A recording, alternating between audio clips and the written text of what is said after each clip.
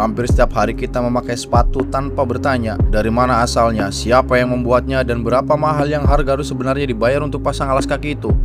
Industri alas kaki adalah salah satu yang paling besar di dunia. Dalam catatan Global Footwear Yearbook, nilainya lebih dari 350 miliar dolar Amerika Serikat per tahun, dan lebih dari 80% produksi terpusat di Asia. Tiongkok nomor 1, disusul Vietnam. Indonesia di peringkat 3 dunia.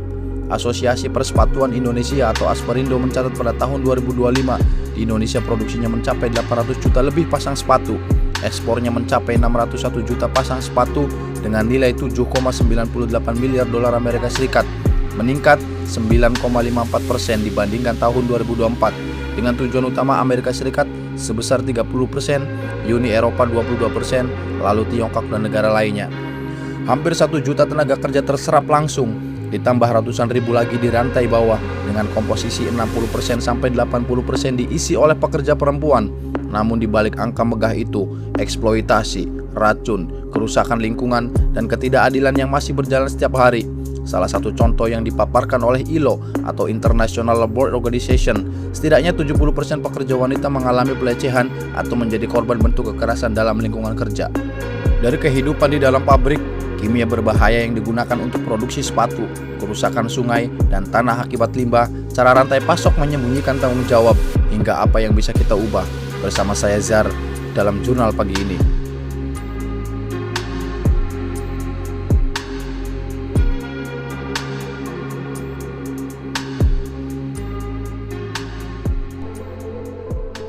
Data dunia menunjukkan, seperti yang ditulis oleh International Labour Organization, setidaknya ada sekitar 70% pabrik di Asia belum memenuhi standar upah layak ILO.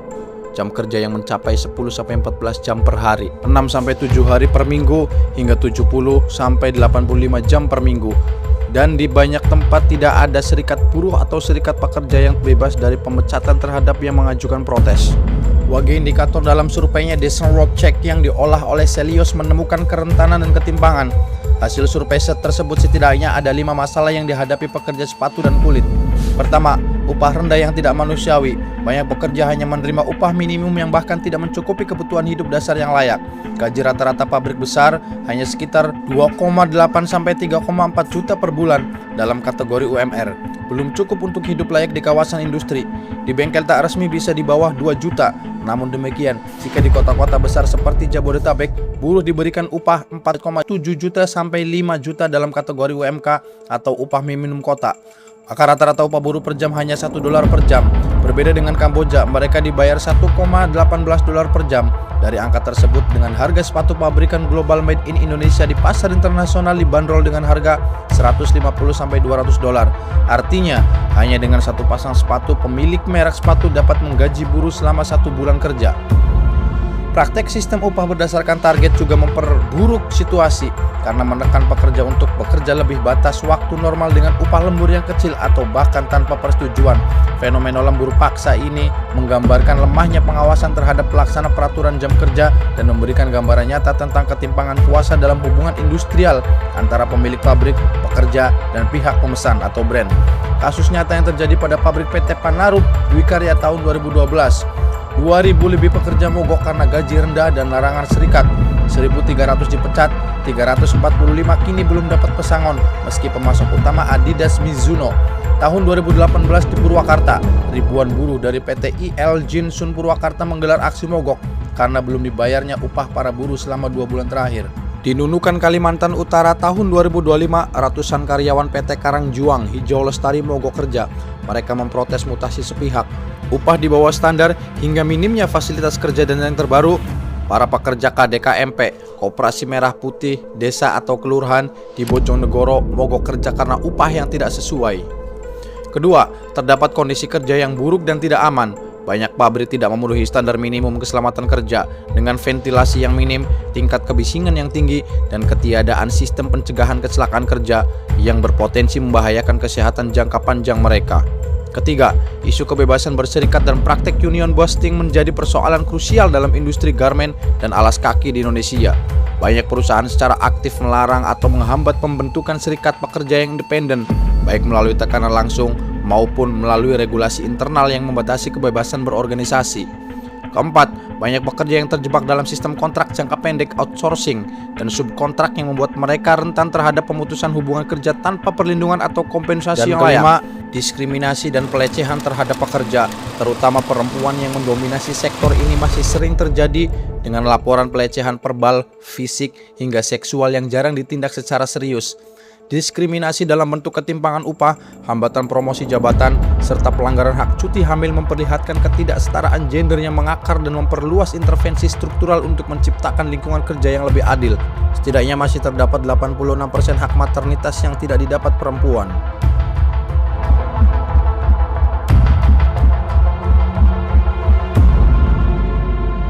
Industri sepatu umumnya menggunakan bahan-bahan kimia yang berbahaya seperti benzena dan toluna. Ia bisa digunakan untuk perekat, pelarut, cat, tinta, dan bahan kimia industri lainnya. Dari catatan IARC, International Agency for Research on Cancer, menurutnya, dalam jangka pendek kedua zat itu menyebabkan pusing, mual, sakit kepala, iritasi saluran pernapasan. Namun akan berdampak fatal apabila terpapar dalam jangka panjang, bisa menyebabkan kerusakan sumsum tulang, menurunkan produksi sel darah, risiko kanker, gangguan fungsi saraf pusat, dan sistem pernapasan paru-paru. Akibat dari kedua zat itu dipertegas oleh Permenaker nomor 13 tahun 2011 yang mengatur nilai ambang batas di tempat kerja dan mengakui risiko karsinogenik dan kerusakan organ akibat kedua zat ini. Karena dalam mengelompokannya, kedua zat itu termasuk dalam karsinogen pasti pada manusia. Selain itu, terdapat pula kelompok logam berat meliputi timbal, admium, dan kromium 4 yang memiliki sifat mudah menumpuk di dalam tubuh dalam jangka panjang. Zat-zat ini dapat merusak fungsi ginjal, mengganggu kerja sistem saraf, serta mengganggu pembentukan dan kestabilan sel darah. Tidak dalam berbahaya, flavat dan bahan pengawet yang sering ditemukan dalam berbagai produk dapat memicu reaksi alergi, mengganggu keseimbangan hormon tubuh, serta menyebabkan iritasi yang terasa pada kulit, khususnya bagian kaki. Data khusus Indonesia berdasarkan hasil studi tahun 2025 yang dilakukan di Kota Medan, ditemukan bahwa 5 dari 7 bengkel tidak resmi memiliki konsentrasi benzena yang melampaui batas aman yang ditetapkan oleh lembaga NIOSH dan organisasi WHO. Bahkan pada satu lokasi terukur tingkat risiko kankernya mencapai 65 kali lipat dari batas yang diperbolehkan. Tanpa alat pelindung diri yang memadai, pekerja dapat menghirup zat berazon ini selama bertahun-tahun dan berisiko mengalami penyakit paru kronis, anemia, serta gangguan sistem saraf. Bahaya ini tidak hanya mengancam pekerja, melainkan juga menjangkau pengguna sepatu karena kadar benzena yang berlebihan dapat berpindah secara perlahan ke kulit kaki, terutama pada sepatu murah yang tidak melalui pengujian standar keamanan.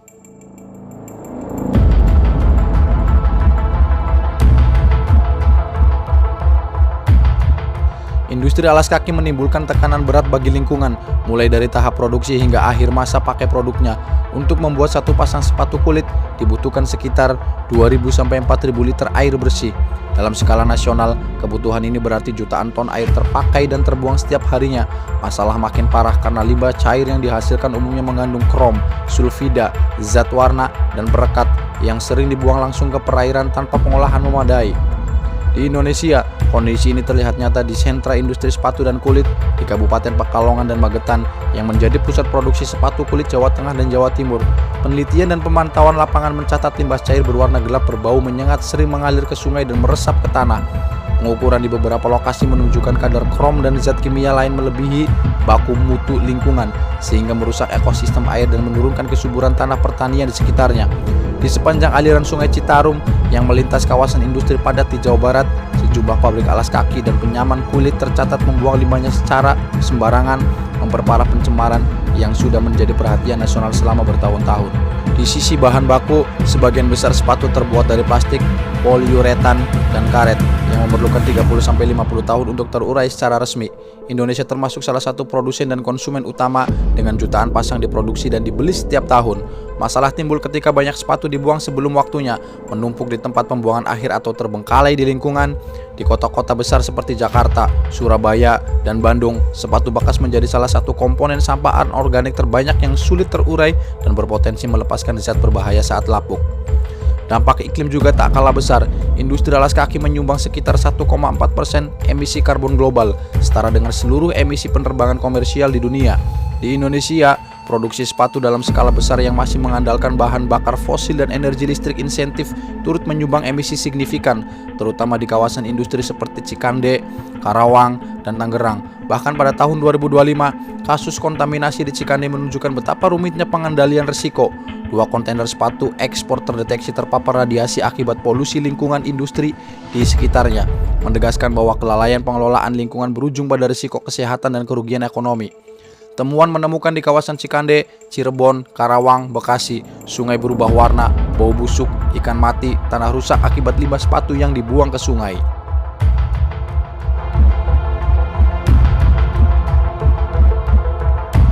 Persaingan harga yang sangat ketat mendorong merek-merek besar menekan biaya pasokan secara signifikan, sehingga memaksa pabrik untuk memangkas pengeluaran hingga ke tingkat paling dasar. Tidak hanya menekan upah pekerja yang seringkali berada di bawah standar layak, tetapi juga mengurangi anggaran untuk keamanan kerja, pengandalian zat kimia, dan pengolahan limbah. Sistem subkontrak bertingkat yang menjadi praktek umum memperlebar celah pengawasan, karena merek besar biasanya hanya melakukan pemeriksaan rutin terhadap pabrik induk, sementara ratusan bahkan ribuan bengkel kecil yang mengerjakan bagian proses selanjutnya tidak terjangkau oleh audit resmi. Kondisi ini diperparah oleh lemahnya sistem pengawasan nasional, keterbatasan jumlah tenaga inspeksi yang hanya mampu menjangkau sekitar 15-20% dari total unit usaha setiap tahun, ditambah sanksi administratif yang nilainya jauh lebih rendah dibandingkan keuntungan yang didapat dari pelanggaran, serta keterlambatan penegakan hukum yang sering memakan waktu berbulan-bulan. Hasil laporan dari Pengawasan Ketenagakerjaan dan Lingkungan Hidup KLHK serta Kemenakar menyebutkan masalah makin kompleks dengan maraknya praktek pengecekan dan laporan audit yang direkayasa. Temuan di lapangan menunjukkan lebih dari 30% dokumen pemeriksaan disusun sedemikian rupa agar terlihat mematuhi standar. Padahal kondisi nyata di lantai produksi sangat berbeda. Di sisi lain, perilaku konsumsi yang mengikuti pola tren cepat turut memperkuat siklus ini. Data menunjukkan bahwa lebih dari 60% pembeli memilih produk dengan harga termurah, menggunakannya hanya dalam waktu singkat antara 6 hingga 12 bulan, lalu membuangnya begitu saja untuk mengganti dengan model terbaru, sehingga melanggengkan sistem produksi yang menguntungkan biaya rendah dibandingkan keamanan dan keberlanjutan.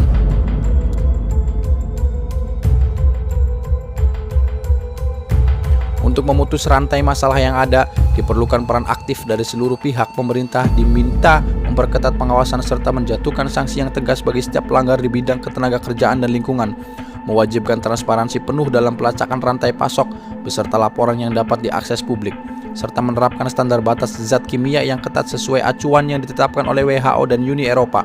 Sementara itu, merek dan pemilik pabrik harus menghentikan praktek penekanan harga yang tidak wajar, mengganti sistem pengupahan sekedar memenuhi standar minimum hingga pemberian upah layak yang mencukupi kebutuhan hidup, melaksanakan proses pengawasan dan audit secara independen serta tanpa pemberitahuan terlebih dahulu hingga menjangkau seluruh jaringan subkontrak, serta beralih menggunakan bahan baku yang lebih aman sekaligus menerapkan sistem daur ulang yang prinsip ekonomi sirkular.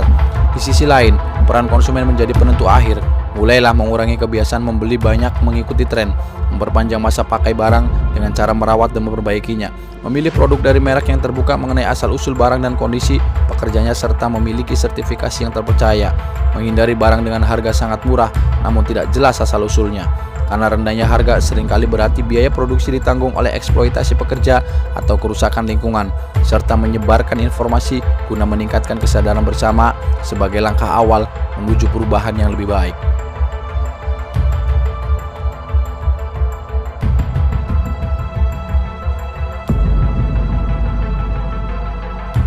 Kebusukan industri sepatu bukan sekedar berita lama, terjadi setiap hari di sekitar kita. Meski tak terlihat mata, kita mengenakan hasilnya, tapi jarang menyadari harga yang dibayar oleh pekerja, sungai, dan tanah. Di Indonesia, sebagai produsen dan eksportir utama dunia, kita punya peran besar mengubah sistem agar keuntungan dibagi adil, bukan hanya berpusat di kantor pusat luar negeri. Terima kasih sudah menyimak jurnal pagi ini. Silahkan tulis pendapat, pengalaman, atau pertanyaan di kolom komentar. Bagikan video ini agar lebih banyak orang tahu, dan nyalakan lonceng agar tak terlewat topik mendalam lainnya. Sampai jumpa minggu depan di jurnal pagi ini. Tani mahasiswa rakyat miskin kota, bersatu padu rebut demokrasi, gegap gempita dalam satu suara, demi tugas suci yang mulia.